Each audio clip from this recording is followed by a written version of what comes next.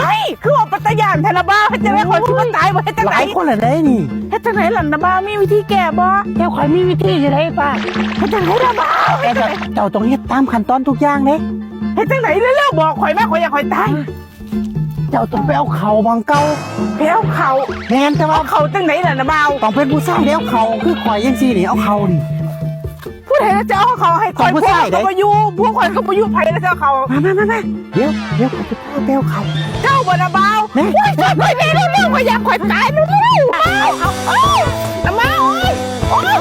ยนะบ้าโอ้ยโอ้ยโอ้ยโอ้ยโอ้ยโอ้ย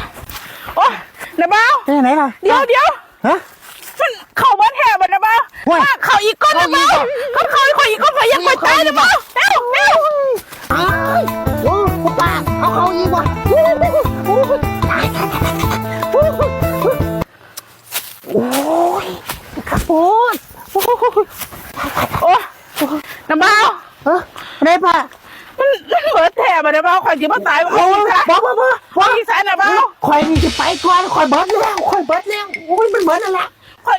เฮ้ยเบิดแล้ว อีกบ่ได้บ้านนะ บ่ บ้า เบิดแล้วบ่ไหวแล้ว